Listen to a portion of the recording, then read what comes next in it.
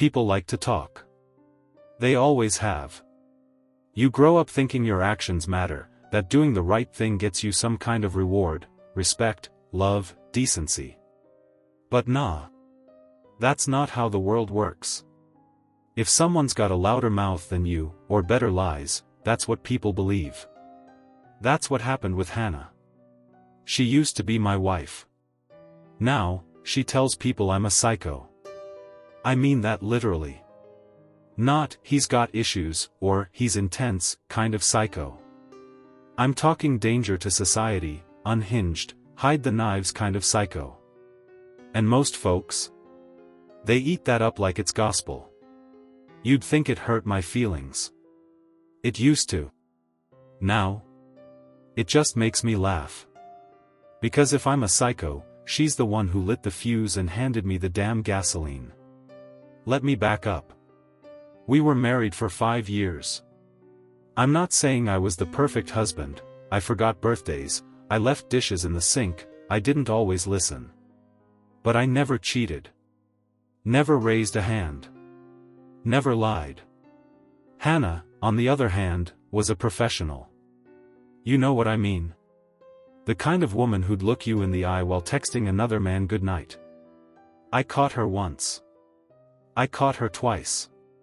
Then I stopped counting. But I stayed. Not because I'm weak. Not because I didn't know. Because I wanted to see how far she'd take it. And brother, she took it all the way. It was after the divorce that she really let loose. She started seeing this guy named Dennis. New boyfriend. Salesman. Drove a Tesla, wore cologne that smelled like a dentist's office, and smiled like he practiced it in the mirror. He was the kind of guy who thought quoting Tony Robbins made him deep. I saw them together once at the grocery store, picking out cheese like it was a damn romantic adventure. She saw me and leaned in to kiss Dennis like she was in a soap opera. Then she whispered something in his ear.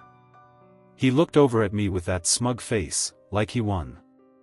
I wanted to tell him right then, hey, buddy, I was just in your shoes.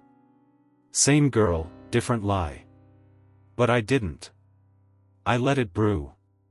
I let her tell all our mutual friends I was unstable, unpredictable, downright scary. That's what she told Dennis too. I know because he blocked me on everything. Even LinkedIn. But here's the thing, Hannah wasn't just sleeping with Dennis. She was sleeping with me, too. It started one night when she showed up at my place, drunk off red wine, crying about how Dennis didn't understand her needs. I should have said no. But I didn't. She took off her coat like it was a movie scene, slow, calculated, dramatic. Then she climbed into my bed like it still belonged to her. And I let her. Because I wanted her to believe she was still in control. That I was still under her spell. And for a while, I played along. Every few weeks, she'd come back. Like clockwork. Crying. Apologizing. Then laughing afterward like nothing happened. Like it was just a fun little secret between ex-lovers. But I wasn't the only one. There were others. I figured that out real quick. One of them was this guy named Troy, who I later learned had a record for assault and a weird obsession with taxidermy. Another one? Ray. Ray was quiet. Too quiet. The kind of guy who didn't blink enough. Turns out he had a real thing for knives and dark corners. I didn't find out about Ray's past until later, but when I did, I knew. This wasn't just cheating. This wasn't about sex or love. Hannah was collecting broken men like trophies. The more twisted, the more dangerous, the better. So I decided to give her what she wanted. And get my revenge in the process. I didn't just wake up one day and decide to get revenge. I simmered in it. Like chili left overnight, slow, spicy, dark. Revenge isn't about rage. It's about patience. Timing. Performance. And my performance? Let's just say, if there were an Oscar for Most Misunderstood Ex-Husband, I'd have been a shoo-in. By now, Hannah was bouncing between three of us, Dennis, me, and whoever else had a pulse and a sad story. Ray, the serial killer in disguise, was the one that intrigued me the most. No one knew the guy's background except me, because I did what Dennis never did, I paid attention. Ray wasn't on social media. That was the first flag. I found his name on some old forum dedicated to missing persons cases. He had this look, dead eyes, blank smile, like a ghost pretending to be a man. And Hannah? She was drawn to him like a moth to a funeral pyre. I didn't warn her. Not yet. Instead, I set up a meeting with Dennis. I caught him coming out of the gym, tank top, earbuds, hair too perfect for someone who was supposedly working out. "Dennis," I called out like we were pals. He turned around, confused, cautious. "What the hell do you want?" "I want to help you." That threw him off. You could see it in his eyes, like I'd spoken Latin. "I know she told you I'm crazy," I continued. "That I stalked her, threatened her, tried to break in." He didn't say anything. Didn't need to. "But tell me something, man," I added. "If I'm such a psycho, why's she still sleeping with me?" That got him. His lips parted like a man about to respond, but no sound came out. "And I'm not even the only one," I said, lowering my voice. "There's another guy, too. Some freak named Ray. I looked into him, he's not just a weirdo, he's dangerous. Real dangerous. Possibly a killer." Dennis blinked. "You're lying." "I'm not. She's cheating on you, man. With a few of us. And the worst part? She's laughing about it. Like we're all toys in her collection." He didn't yell. Didn't punch me. Just stood there, stunned. I could almost hear his world cracking apart like thin ice under too much weight. And I walked away, whistling. That night, Hannah texted me. "You told him? WTF is wrong WU?" I waited an hour before responding. He deserved to know. Then she called me. "You're ruining everything," she hissed. "You think you're so smart, don't you? What do you want from me?" I let the silence stretch. "Then, I want you to be who you are. No more lies. Just you. Me. Ray." She didn't say anything. But I heard the breathing. The hesitation. The idea blooming in her brain like a twisted flower. "You're insane," she said finally. "Maybe," I replied. "But that's your type, isn't it?" A week later, she invited me over. Her apartment smelled like cheap wine and betrayal. Ray was already there, sitting on the couch like a mannequin in jeans and leather. His hands didn't stop moving, tapping, twitching, flexing. She wore that same smirk she always did when she thought she had control. Like we were just boys in her sandbox. And maybe we were, for a time. We talked. Drank. Laughed too loud. She leaned into me, kissed me, then kissed him. And I watched Dennis walk up the driveway. Yup. I'd invited him, too. He didn't knock. He just opened the door and walked in. Like he belonged there. Like we were having a dinner party and forgot to mention it. When he saw her, half undressed, caught between me and Ray, he froze. And you know what she did? She walked up to him. Pulled him close. And kissed him, too.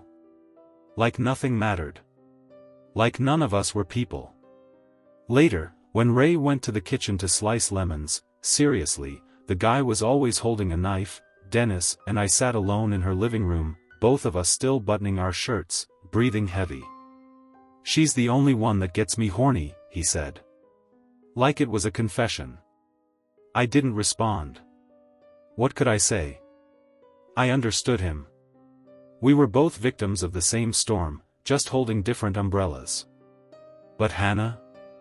She stood in the hallway, listening. Watching.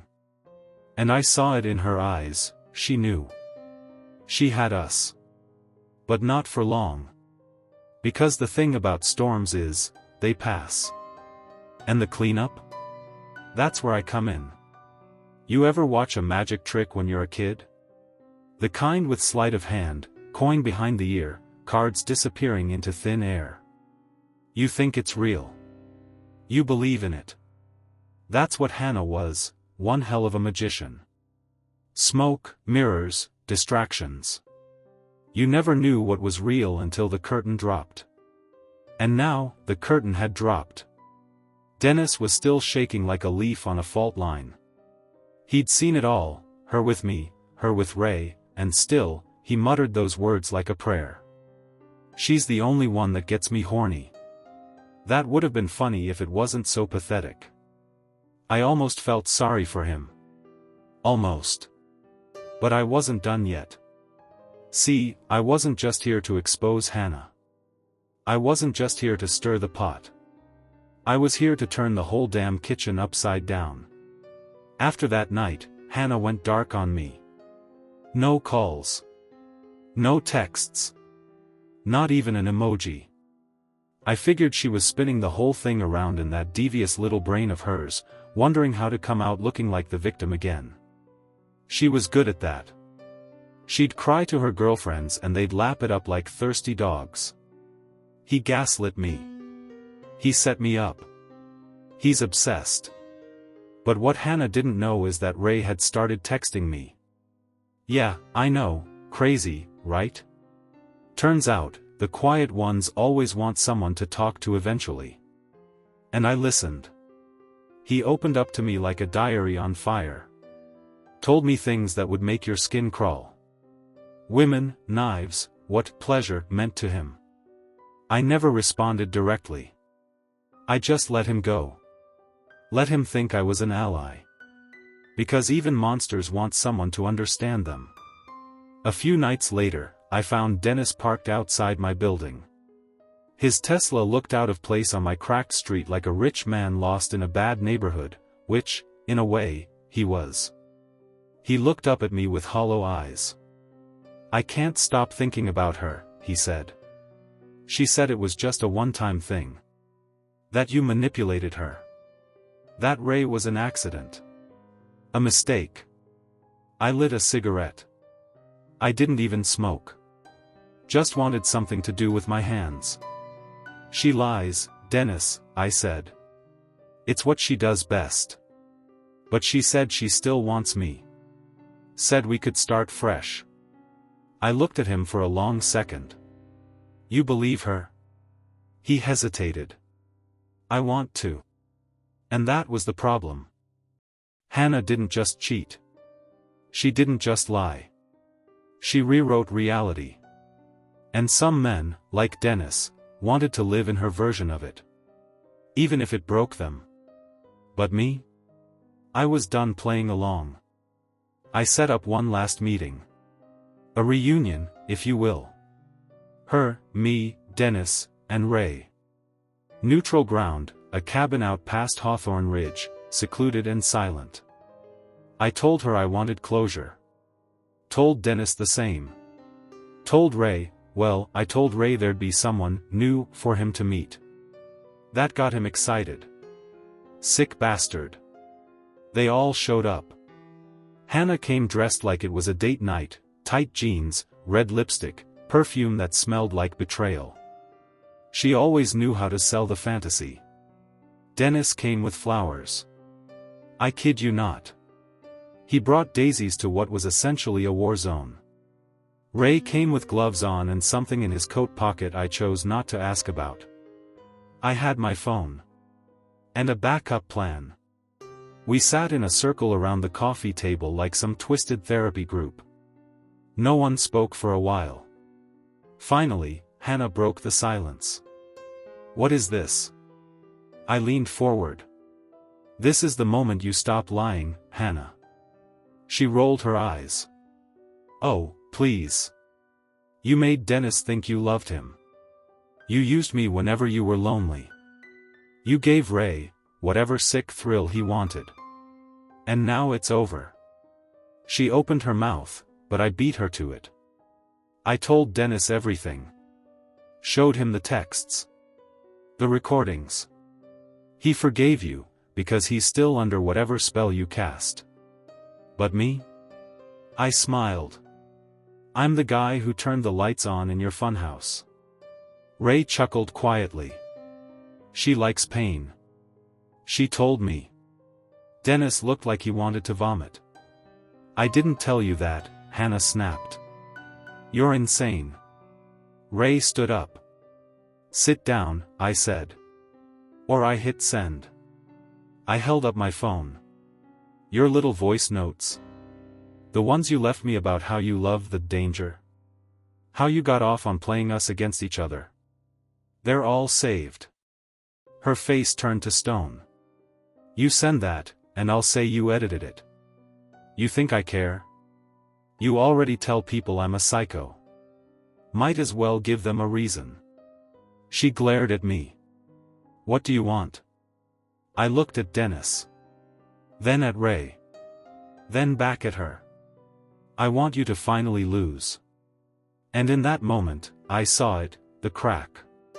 The one behind her eyes. She wasn't in control anymore.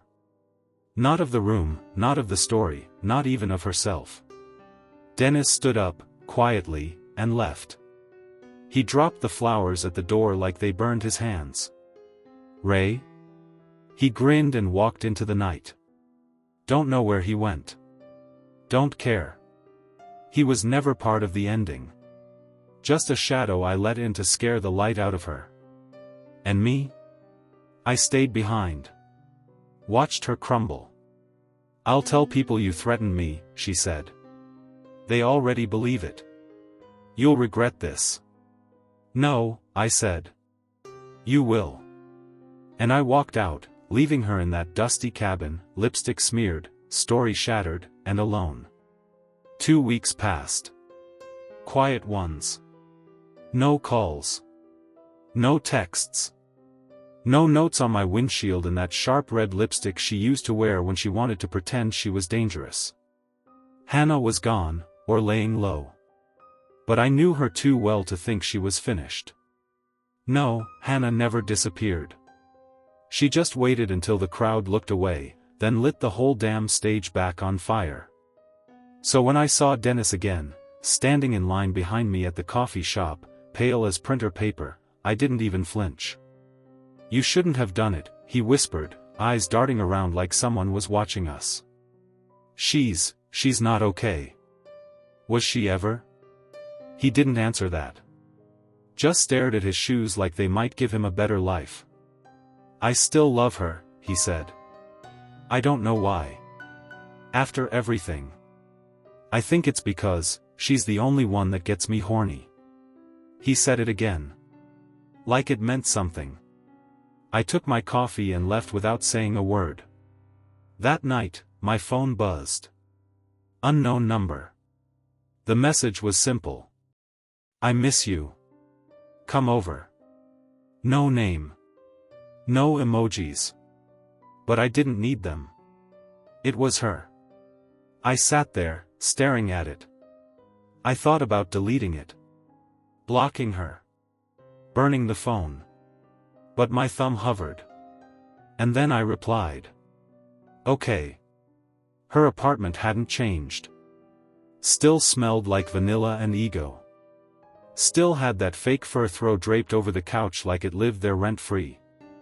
Hannah stood barefoot in a silk robe, mascara slightly smudged like she wanted to seem human again. I've been thinking, she said softly. About us. I didn't speak. Just looked at her. I was cruel, she whispered. I used people.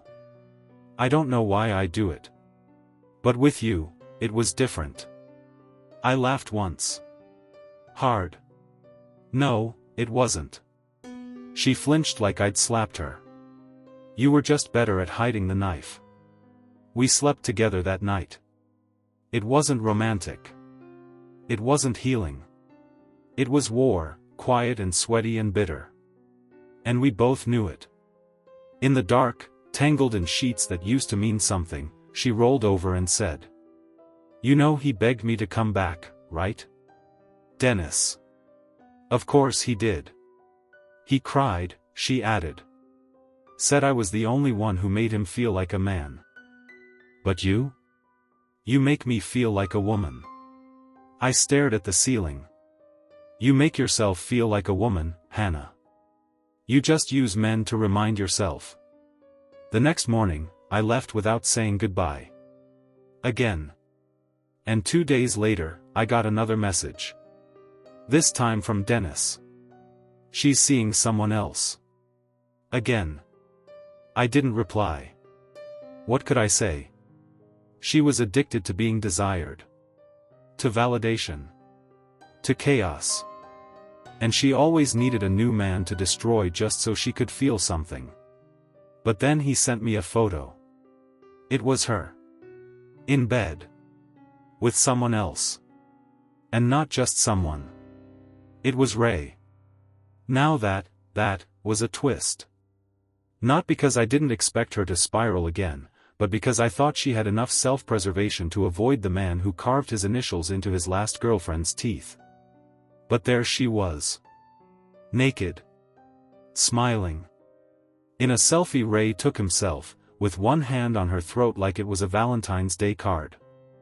I stared at that picture a long time. Thought about sending it to the cops. Thought about calling Dennis. Thought about pretending I'd never seen it. Then I got another text. This one from Hannah. "Told you I couldn't stop. You both wanted me. You all wanted me. But I don't belong to anyone." And just like that, I knew what this really was. It wasn't love. It wasn't lust. It was a game. Her little kingdom. Built on men too stupid or too lonely to leave. And she was the queen of it. The horny queen. But every kingdom falls. And I wasn't done with mine. So I sent a message to Ray. Simple. "She's playing you too. She's still sleeping with Dennis." He didn't reply. Then I messaged Dennis. "She's back with Ray. Told me it was a mistake. Sound familiar?" Still no reply. And finally, I texted her. "They know everything." Again. No answer. Not right away. Then. "You psycho. What do you want from me?" I stared at those words for a long time. Then I smiled. Because I already had it. Her perfect kingdom. I burned it down. From the inside. And I made her watch. There's a sound people make when they realize they've lost control. It's not a scream. It's not a sob. It's this low, desperate exhale, like their lungs are trying to whisper the truth before their brain catches up. That's the sound Hannah made when she showed up at my door 3 days after I torched her kingdom of lies. Hair messy. No makeup. Wearing one of Dennis's hoodies and Ray's bruises. Holding herself like she wasn't sure whose soul was left in her chest. "You told them," she said, voice hoarse. "You ruined me." I didn't let her in. I just leaned against the doorframe, arms crossed, and waited for the part where she'd twist the story. "They hate me now," she went on, eyes wet but still wild. "Even Dennis. He was crying this morning. Like a child. Said he can't look at me anymore." I shrugged. "Maybe he finally saw you clearly." That was the moment her mask cracked. "I never did anything to you," she snapped. "All I did was love you. Too much, maybe. And you turned me into a joke." I stepped forward. "No, Hannah. You turned yourself into a joke. I just passed around the punchline." She didn't like that. Didn't say another word. Just stood there for a long beat, shaking with some cocktail of rage and grief and shame. Then she left. Didn't slam the door. Didn't scream. She just walked off like a ghost who finally knew the house was never hers. That night, I drank a little. Okay, a lot. Sat on the porch with a six-pack and a flashlight, staring at the dirt like the answers might be buried under it. Wondered what part of me still wanted her, even if I hated her. Because some twisted corner of my heart still missed the rush. The way she used to look at me like I was her whole world. Even if it was always fake. A few days passed. Then a week. Quiet again. Like the storm had moved on. Then I heard from Dennis. A voicemail. Just static at first. Then his voice. She's in the hospital. Ray put her there. Says she provoked him. But I know the truth. You warned me.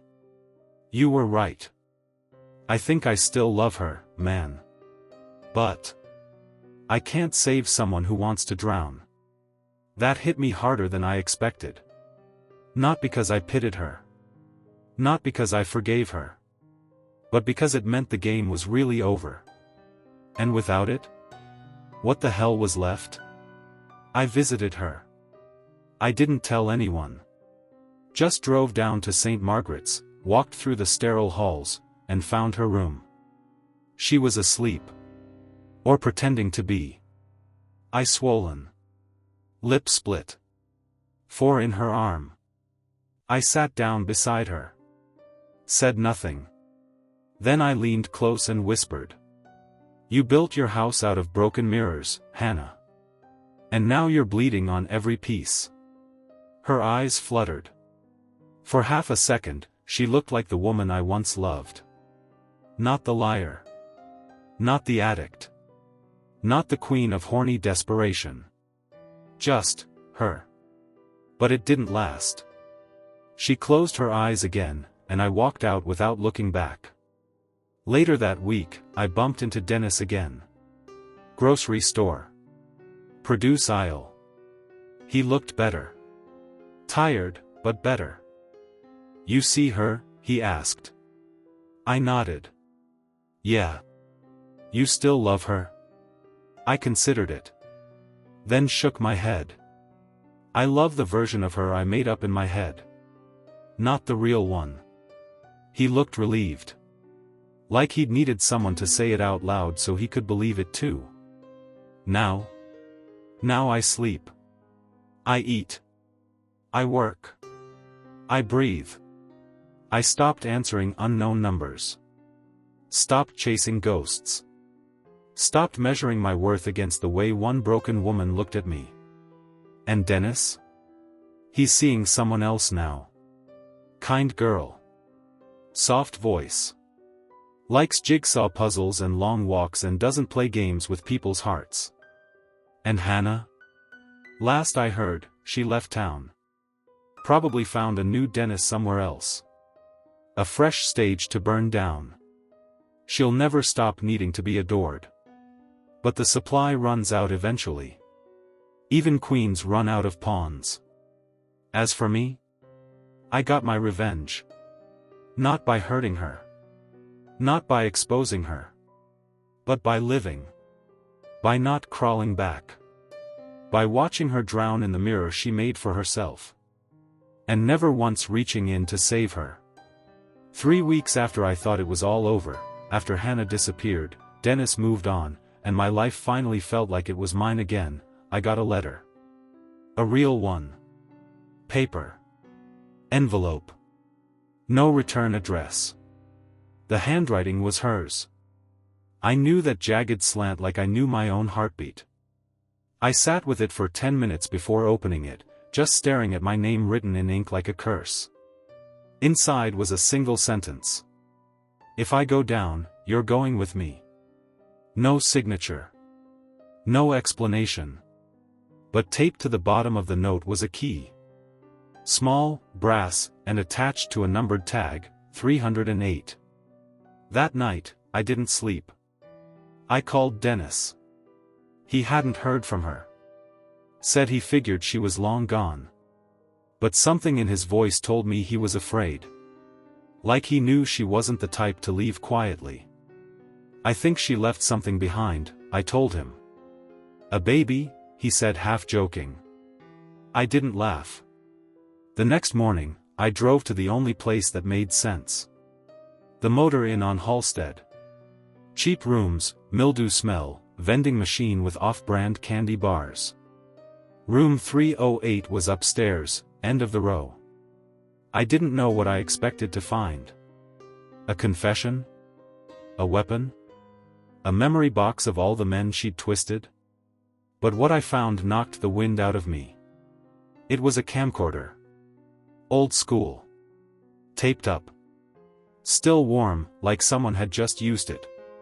Next to it, in a shoebox, were stacks of mini DV tapes. Each one labeled. Names. Dates. Some I recognized. Some I didn't. And one, right on top, was marked. Me You the Serial Killer. I took the camcorder and left the rest. Drove home like my car was on fire. Locked the door. Closed the blinds. Sat on the couch and hit play. The tape started with static. Then her face. Looking right into the lens. Smiling like she was about to blow out candles on her birthday. Hey babe, she cooed. If you're watching this, it means you survived the ride.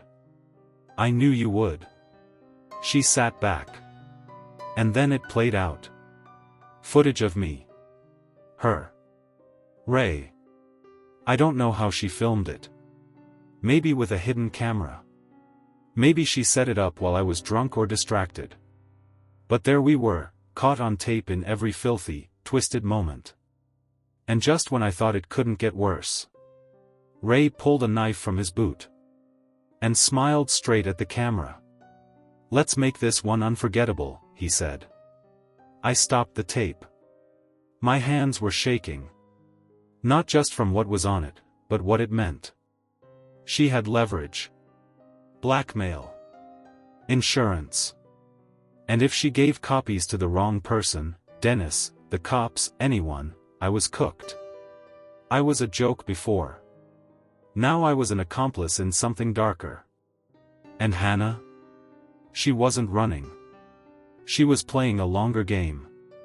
I called Dennis. Meet me, I said. Now. We met at a diner off Route 19. He looked worse than before. Like the weight of being free hadn't lifted anything. I showed him the tape. He watched in silence. Jaw clenched. Hands twitching. When it ended, he asked only one question. You think she's still in town? I nodded. Oh, she's here. She wants me to know it. Wants us both to suffer. He leaned back. She told me once, that she doesn't get turned on unless someone's afraid of her.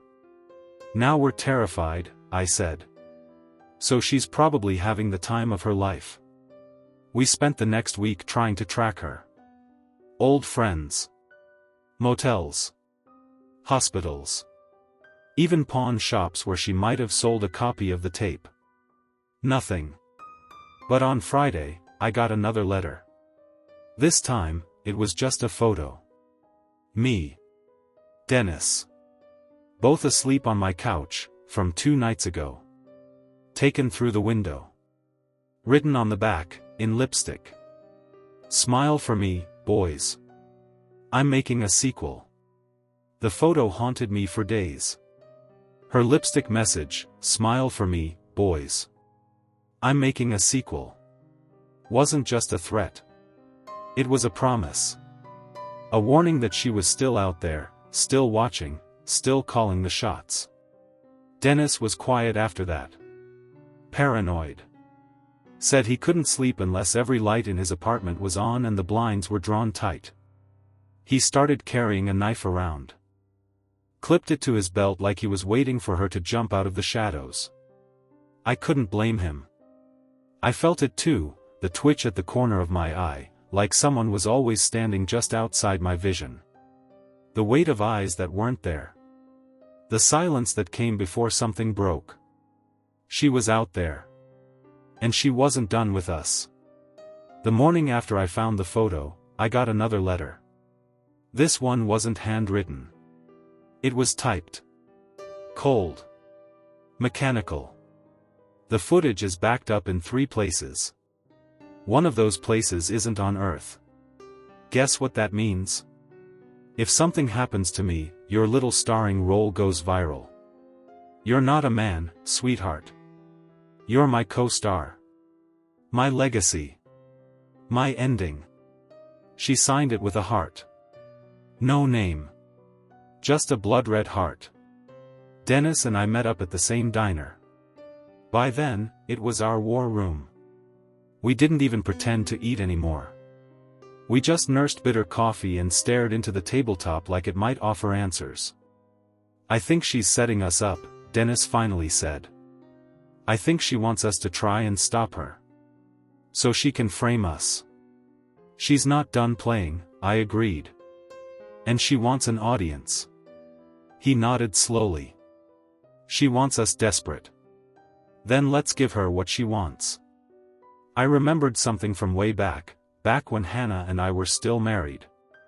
A little cabin her aunt used to own out near Greer Ridge. It was their escape, she once said, though what they were escaping from, I never figured out. It had no Wi-Fi, barely had electricity, and definitely had no neighbors. If she wanted to hide somewhere and keep her little camcorder empire safe, that cabin made sense. We drove out that night. No plan, just flashlights and adrenaline. Dennis brought a bat. I brought the same quiet rage I'd been dragging behind me for months. The place was dark. No car in the drive. But the door was unlocked. We stepped inside like we were breaking into a memory. And there she was. Hannah stood by the window, barefoot, holding a cigarette and wearing a long red coat like something out of a noir film. She smiled when she saw us. Not surprised. Just amused. I was wondering when you two would show, she said. Dennis raised the bat. She didn't flinch. Go ahead, she said. But before you do, just know, if I die, the video goes out. All of them. Not just yours. I looked at her. Really looked. And for the first time, I saw it. She wasn't just playing us. She needed us. This wasn't power anymore. It was compulsion. Addiction. We were her fix. Why? I asked. Why not just disappear? You won. You humiliated both of us. You wrecked our lives. Why keep coming back? She tilted her head, eyes glassy. Because you're the only ones who ever saw me. Dennis lost it. He lunged, threw the bat across the room, and screamed at her. She didn't move. Just stood there, letting him rant, letting him break like a dam that held too much for too long. When he was done, she walked over to him. Kissed his cheek. And whispered, I knew you'd come back. I should have stopped it. I should have dragged him out of there and left her to rot. But I didn't. Because I knew something he didn't yet. Hannah wasn't finished. She didn't want love. Or revenge. Or even attention. She wanted to immortalize this chaos. To trap all of us in her little black box and hit record again and again until the end of time. So I made a decision. I told her we'd play. One more night. One more tape. But this time, I'd be the one behind the camera. She laughed. Deal. And just like that, we were locked in the final act. Or so she thought. Because what Hannah didn't know? I had the real footage. The first tape. And I'd already made copies. One for my lawyer. One buried in a safe deposit box. And one already sent to a contact who hated her even more than we did. Because if she wanted to play God, I was ready to play Judas. I watched her sleep. Not in a sweet way. Not like I used to, back when I still believed in whatever kind of love we had. This was different. She was sprawled out across that scratchy cabin couch, her red coat bunched up under her head like a pillow, lipstick still smeared from Dennis kissing her way too hard before he passed out drunk on the floor. One boot still on. The other lost somewhere between passion and chaos. I stood in the shadows near the fireplace, holding my phone, replaying the audio I'd recorded earlier. Her voice, low and raspy, whispering into Dennis's ear. He thinks he's in control, but we both know he'll do anything I say. He always has. He always will. Click. Rewind. Click. Again. That sentence burned hotter than the logs in the fireplace. She thought this was her final act. Her masterpiece. But she didn't know I'd already rewritten the ending. The plan was already in motion. I'd sent the first copy of the footage, the original footage, the one she filmed when this whole thing started, to an old buddy of mine named Ray. He was a bartender turned web sleuth with a knack for uncovering secrets and a bad attitude toward women who used men like tools. Ray had the whole thing, the tape of Hannah seducing Dennis, the twisted confessions she whispered to the camera, and even the last video she tried to delete, the one where she lured that other guy, the one she claimed was a serial killer, into her game. Turns out he wasn't a killer. He was a parole officer named Shane. She lied. Again. But Shane disappeared anyway. That's what made it dangerous. That's why I had to act now. The next morning, Dennis was gone. Took the car, left no note. Just his bat lying by the door, soaked in something that didn't look like rain. I found Hannah sitting cross-legged on the cabin porch, humming to herself and drinking black coffee from a chipped mug that read, "Best wife ever." "You seen Dennis?" I asked. She didn't look at me. "He left. I bored him." "I doubt that. You should know. You're boring too." I knelt beside her, calm and slow. "You know," I said, "I sent everything to Ray." She sipped. "Who?"